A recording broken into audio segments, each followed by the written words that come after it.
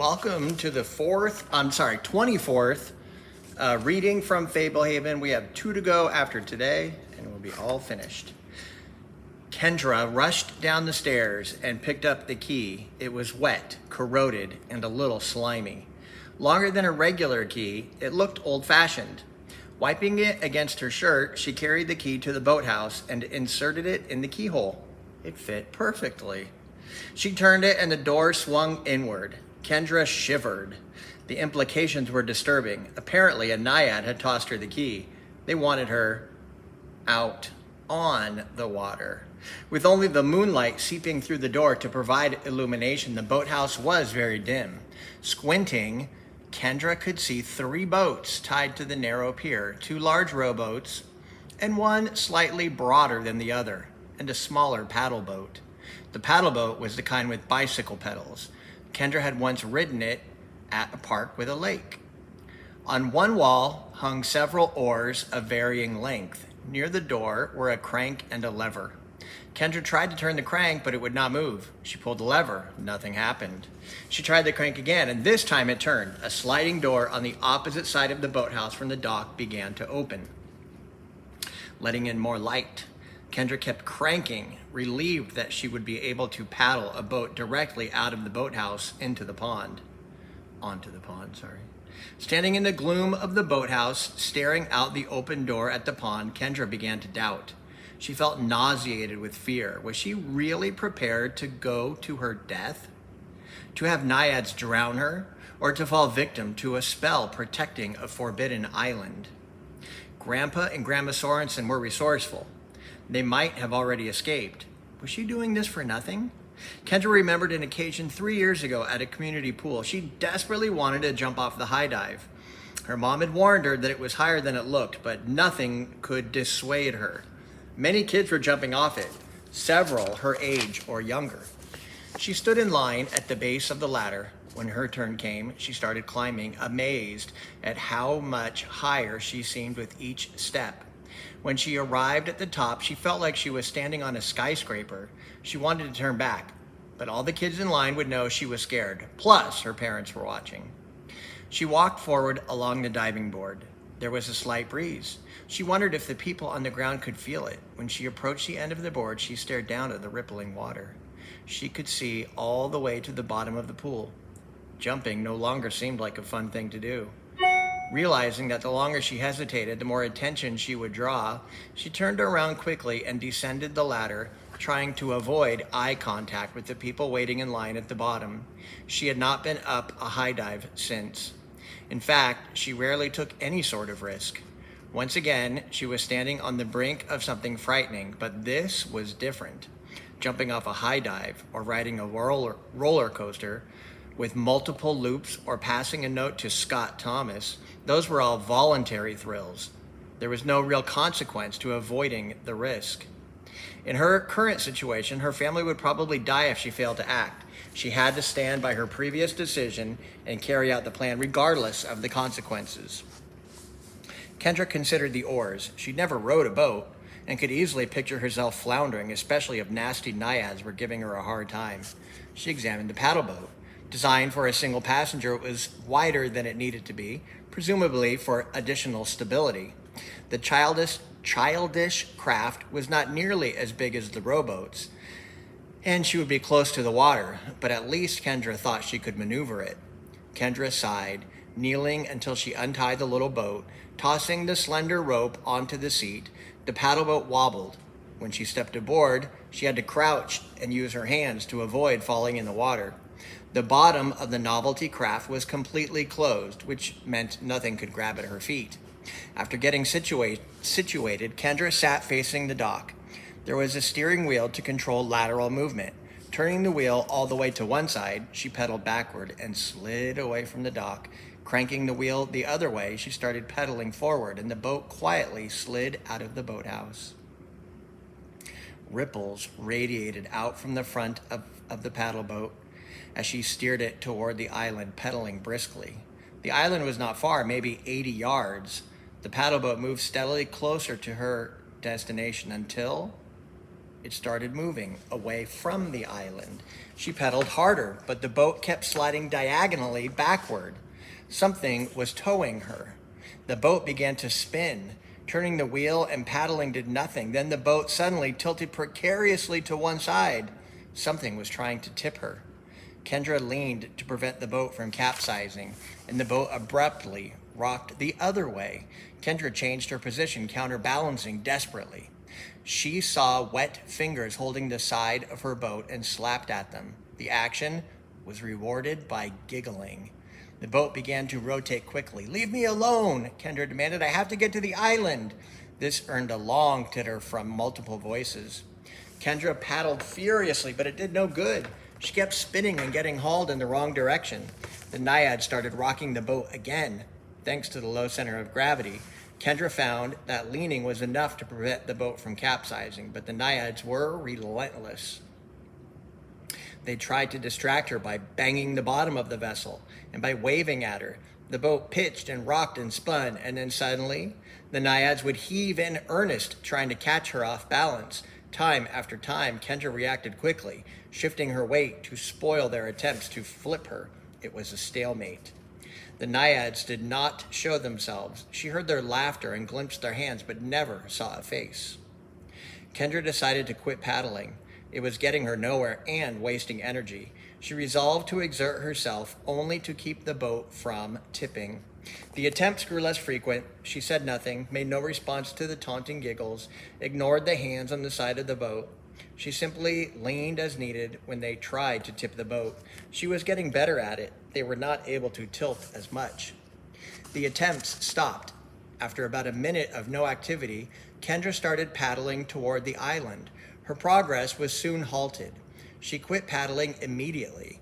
The Naiad spun her and rocked her some more. She waited. After another minute of tranquility, she paddled again. Again, they pulled her away, but less eagerly. She sensed them giving up, getting bored. On her 8th try using this technique, the Naiads apparently had lost interest. The island grew closer, 20 yards, 10 yards. She expected them to stop her at the last moment. They didn't. The front of her paddle boat scraped against the shore. Everything remained still. The moment of truth had arrived. When she set foot on the island, either she would transform into a cloud of dandelion fluff and drift away, or she wouldn't. Almost indifferent at this point, Kendra leaped out of the boat and landed on the shore. There did not seem to be anything magical or even special about it, and she did not turn into a cloud of seeds. There was, however, a barrage of laughter from behind her. Kendra whirled in time to see her paddle boat drifting away from the island. It was already too late to do anything without jumping into the water. She slapped herself on the forehead with the heel of her hand. The Naiads had not given up. They were trying a different strategy. She'd been so distracted by the process of becoming dandelion fluff that she had not hauled the boat out of the water as she should have. She could have at least kept hold of the rope. Well, one more favor to ask the fairy queen. The island was not large. It only took 70 paces for Kendra to walk around the edge of it. Her tour of the perimeter revealed nothing interesting. The shrine was probably near the center. Although the island had no trees, it had many shrubs, many of them taller than Kendra. There were no trails, and pressing through them was irritating. What would the shrine look like? She pictured a little building, but after crisscrossing the island a few times, she realized there was no such structure. Maybe she had not turned to dandelion seeds because the island was a hoax, or maybe the shrine was no longer here. Either way, she was stranded on a tiny island in the middle of a pond full of creatures who wanted to drown her. What would drowning feel like? Would she actually inhale water or just pass out? Or would the demon get her first? No, she had come this far, she would look again, more carefully. Maybe the shrine was something natural, like a special bush or stump. She walked around the perimeter of the island again, more slowly this time. She noticed a thin trickle of water. It was strange to find a stream, no matter how small on such a tiny island. She followed the stream toward the center of the island until she found the place where it came bubbling out of the ground. There, at the source of the spring, was a 2-inch tall statue of a fairy. finely carved. It rested on a white pedestal that added a few more inches to the height. A small silver bowl sat in the front of it. Of course, fairies were so tiny it made sense that the shrine would be miniature as well. Kendra fell to her knees beside the spring directly in front of the small figurine. The night was very still. Looking to the sky, Kendra noticed that the eastern horizon was turning purple. Night was coming to an end. All Kendra could think to do was pour her heart out in complete sincerity. "Hello, Fairy Queen. Thank you for letting me visit you without changing me into dandelion seeds." Kendra swallowed. This felt weird, talking to a diminutive statue. There was nothing regal about it. "If you can help me, I really need it. A witch named Muriel is about to set a demon named Bahamut free. The witch has my grandpa and grandma Sorensen prisoner, along with my brother Seth and my friend Lena. If that demon gets out, it will wreck this whole preserve, and there is no way I can stop it from happening without your help. Please, I really love my family, and if I don't do something, that demon is going to... The reality of what she was saying hit her like a great weight and spilled out as tears. For the first time, the fact that Seth was going to die fully entered her mind. She thought of moments with him, both endearing and annoying, and realized that there would be no more of either. She shook with sobs. Hot tears streamed down her cheeks. She let them come. She needed the release to stop trying to suppress the horror of it all. The tears she had shed while fleeing the forgotten chapel had been of shock and terror. These were tears of realization. Tears slid down her chin and plopped into the silver bowl. Her breathing came in ragged gasps between sobs. "Please help me," she finally managed. An aromatic breeze drifted over the island. It smelled of rich soil and new blossoms, with just a hint of the sea. Her crying began to subside. Kendra brushed the tears from her cheeks and wiped her nose and her sleeve. She sniffed, amazed at how swiftly congestion could appear. The miniature statue was wet. Had she cried on it? No! Water was seeping from its eyes, trickling down into the silver bowl. The air stirred again, still redolent with potent aromas. Kendra inexplicably sensed a presence. She was no longer alone. "I accept your offering and join you in weeping." The words were not audible, but they struck her mind with such a forceful impression that Kendra gasped. She never experienced anything similar. Clear fluid continued to leak from the statue into the bowl. From tears, milk, and blood, devise an elixir, and my handmaidens will attend you.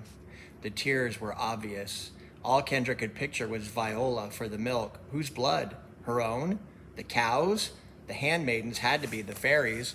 "What do I do?" Kendra asked. "How do I get off the island?" In reply, the wind swirled for a moment and then gusted. The pleasant aromas vanished. The little statue no longer wept. The indefinable presence had departed. Kendra picked up the bowl, about the size of her palm. It was nearly a third of the way full. She'd hoped the Fairy Queen would resolve the situation for her. Instead, she had apparently shown her a way to resolve the problem herself. The telepathic message felt as precise as spoken words. Her family was still in danger, but the spark of hope was now aflame. How would she get off the island? Rising, Kendra walked to the shore. Unbelievably, the paddle boat was drifting in her direction. It steadily approached until reaching the island. Kendra stepped inside the boat. It pulled away from the shore spontaneously, turned around, and started toward the little white pier. Kendra said nothing. She did not paddle. She was afraid to do anything that might disrupt the effortless progress to the pier. She held the bowl in her lap, careful not to spill it. Then she saw it, a dark figure standing on the pier, awaiting her return. A puppet, the size of a man, Mendigo. Her throat constricted with fear. She had worked magic on the island, getting the tears from the statue. That was magic, right? Her protected status was finished, and Mendigo had come to apprehend her. "Can you drop me off someplace else?" she asked. The boat moved steadily forward. What could she do? Even if they dropped her off elsewhere, Mendigo would just follow. The boat was 20 yards from the pier, then 10. She had to protect the contents of her bowl, and she could not let Mendigo haul her away. But how could she stop him? The paddle boat brushed up against the pier, coming to a stop alongside it. Mendigo made no move to grab her. He seemed to be waiting for her to disembark. Kendra set the bowl on the pier and stood up, noticing that the boat was being held steady. When she stepped onto the pier, Mendigo moved forward, but as before, he could not seem to grab her. He stood with both arms half raised, fingers fluttering. Kendra picked up the bowl and walked around the lumberjack. Mendigo followed her along the length of the pier. Why would Muriel have sent Mendigo after her if he could not seize her? Did Muriel know she had communed with the fairy queen? If so, the puppet sure moved quickly. His being there was probably precautionary. The problem it posed was severe. Evidently, Kendra had not actually worked magic on the island. She had merely collected an ingredient. But in concocting the elixir the fairy queen described and giving it to the fairies, she would certainly be performing magic. The moment her protected status ended, Mendigo would be on her. That was not an option.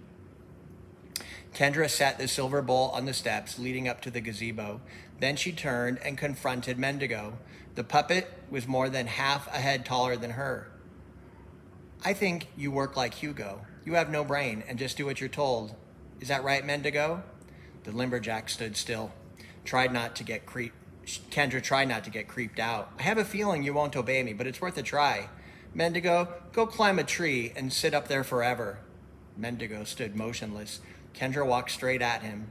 He was trying to lift his arms to grab her, but was unable to carry out the intention. Standing close to him, she reached out a tentative finger and touched his wooden torso.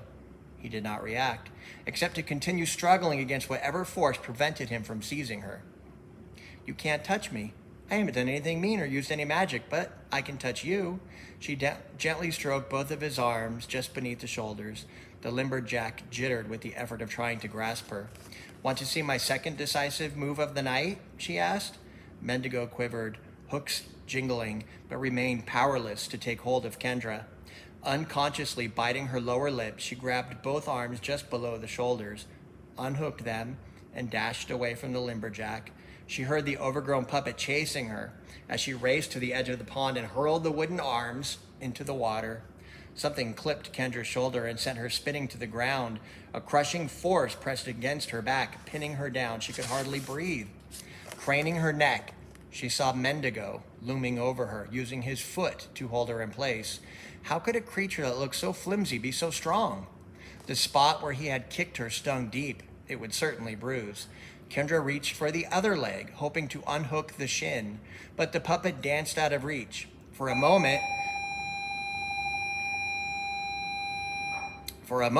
Mendigo appeared indecisive. Kendra appeared prepared to roll away in case he charged and try to kick her again. If she could just unhook a leg. Instead, Mendigo hurried onto the pier. Both of his arms were floating on the water. One had almost drifted within reach of the pier. Mendigo crouched, balancing carefully on one foot, and stretched out a leg toward the nearest arm. Just as his toes made contact, a white hand shot out of the water and seized Mendigo by the ankle, yanking him into the pond with a splash. Kendra waited, holding her breath as she watched. The lumberjack did not resurface.